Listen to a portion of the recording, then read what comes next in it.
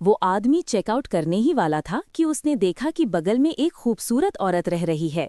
उसका शानदार चेहरा और जबरदस्त फिगर उसे बहुत पसंद आया और उसने तुरंत एक और दिन रुकने का फैसला किया। क्योंकि वो अगले दिन एक क्लाइंट के साथ शिकार पर जा रहा था, वो अपने कमरे में अपनी बंदूक ठीक कर रहा था जब उसने बाहर शोर सुना। उसने जांच करने के लिए एक पिस्तौल उठाई और पाया कि वो खूबसूरत औरत जिसे उसने उस सुबह देखा था, एक शराबी उसे परेशान कर रहा था। शराबी ने उस आदमी का मस्कुलर शरीर देखकर उसे जल्दी से छोड़ दिया और भाग गया। ये बातचीत शुरू करने का एक बढ़िया मौका था, लेकिन उस आदमी ने कोई सोशल स्किल्स नहीं दिखाई, नमस्ते भी नहीं की और बस मुड़कर वापस अंदर चला गया। अगली सुबह वो आदमी अपने क्लाइंट का इंतजार करने के लिए क्लब पहुंचा। अचानक वही जानी पहचानी खूबसूरत औरत अंदर आई। वो उसकी क्लाइंट थी। वो औरत शिकार पर नहीं जा रही थी, वो अपने मरे हुए पिता के लिए एक अच्छी दफनाने की जगह ढूंढना चाहती थी। वो आदमी, जो शिकार का एक पक्का साथी था, अपने क्लाइंट की जरूरतों को पूरा करने की पूरी कोशिश करेगा। वे पूरे दिन हाइकिंग करते रहे और एक कैंपसाइट पर पहुंचे। देर हो रही थी, इसलिए उन्होंने रात वहीं रुकने और अगले दिन बेहतर जगह ढूंढने का फैसला किया। रात शांति से गुजरी और अगली सुबह सुबह होने से पहले वे निकल पड़े। वे जंगल में आगे आगे चल रहे थे। आदमी रास्ता दिखा रहा था, कभी कभी दूरबीन से इलाके को देख रहा था। उसे आगे कुछ अजीब सा दिखा और अपने क्लाइंट की सेफ्टी के लिए उसने अपनी बंदूक ली और अकेले ही जांच करने चला गया। करीब से देखने पर उसने पाया कि वहां एक पैराट्रूपर मरा हुआ पड़ा है, लेकिन जैसे ही उसने अपनी सावधानी कम की, उसने जमीन पर एक बॉक्स पड़ा देखा।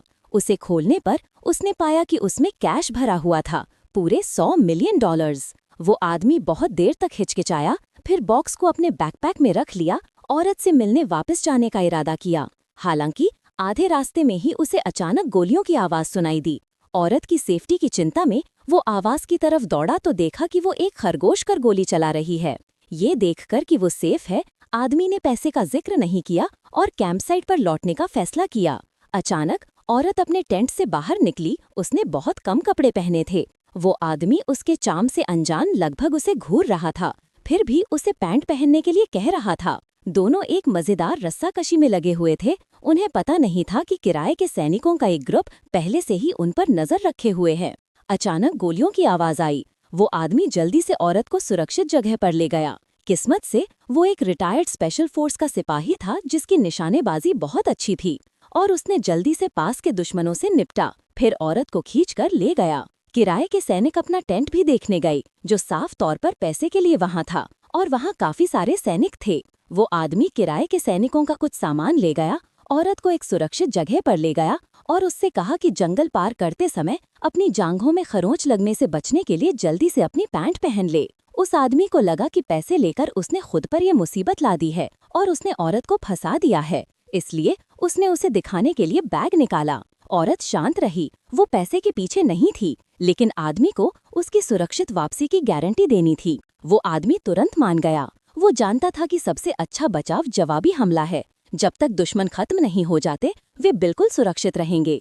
इसलिए उसने बैग को चारे की तरह इस्तेमाल किया, औरत को परछाई से घात लगाकर बैठने दिया। ये एक ऐसा इशारा था जिससे पता चलता था कि उसे उस पर पूरा भरोसा है। जल्द ही 2 स्पेशल फोर्स के सैनिक एक मोटरसाइकिल पर आए। जैसे ही उन्होंने अपनी बंदूकें निकाली, खूबसूरत औरत ने गोली चला दी और आसानी से दोनों दुश्मनों को मार गिराया। अचानक एक और सैनिक उसके पीछे घात लगाकर बैठा था। उसने उस आदमी को धमकाकर अपना हथियार नीचे करने के लिए उसका इस्तेमाल किया। औरत उसके निशानेबाजी देखकर हैरान रह गई। ये तो बस कमाल का था। वे जंगल में वापस चले गए। रास्ते में कुछ और दुश्मनों को मार गिराया। आदमी को एक शॉर्टकट पता था, लेकिन इसके लिए एक चट्टान पर चढ़ना था। उसने औरत को एक सेफ्टी रस्सी से खुद को सुरक्षित करने में मदद की, जिसका दूसरा सिरा उसने खुद से बांध लिया और चढ़ना शुरू कर दिया। आधे रास्ते में एक दुश्मन पास आया, लेकिन औरत ने उसे चालाकी से नीचे गिरा दिया और बेफिक्र होकर चढ़ती रही। आदमी ने ऊपर रस्सी को जोर से खींचा। उसे उसकी शानदार स्किल्स का बिल्कुल भी अंदाजा नहीं था। उसने उसके घाव पर मरहम लगाने के लिए अपनी पैंट ऊपर करने की कोशिश की, लेकिन उसने हिम्मत करके उसे नीचे खींच लिया।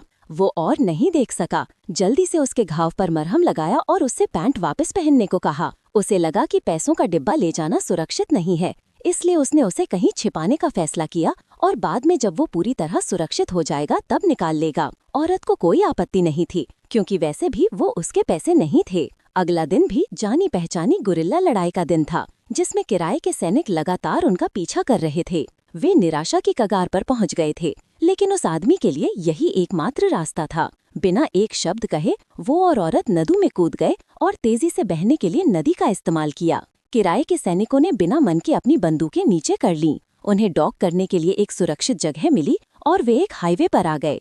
एक कार वहां से गुजर रही थी और आदमी ने जल्दी से लिफ्ट के लिए हाथ हिलाया। ड्राइवर काफी हद तक मान गया और उन्हें पीछे बैठने के लिए मान गया, लेकिन जैसे ही आदमी ने दरवाजा खोला, ड्राइवर ने अचानक हमला कर दिया, बंदूक निकाली और औरत को भी अंदर आने की धमकी दी। साफ था कि वो किराए के सैनिकों के साथ मिला हुआ था। दोनों को वापस ले जाया गया, उनकी शर्ट उतारी गई और उन्हें बांध दिया गया। ड्राइवर ने पहले औरत से पूछा कि पैसे कहाँ हैं। उसने कहा कि उसने कोई पैसा नहीं देखा, इसलिए उसने अपना टारगेट आदमी पर बदल दिया और टॉर्चर के लिए तैयार करने के लिए उसे लटका दिया। उसके पास टॉर्चर के बहुत सारे औजार तैयार थे, लेकिन आदमी को कोई डर नहीं दिखा, क्योंकि वो किसी भी पल वापस लड़ने के लिए तैयार था। आदमी के औरत को बचाने के बाद दूसरे किराए के सैनिक आ गए। दोनों ग्रुप आसानी से एक दूसरे से आगे निकल सकते थे, लेकिन गंजे आदमी ने अचानक दिशा बदल दी और लड़ाई शुरू हो गई। औरत घात लगाए बैठी थी और जब आदमी और गंजे आदमी के बीच जबरदस्त लड़ाई चल रही थी तो एक गोली चली।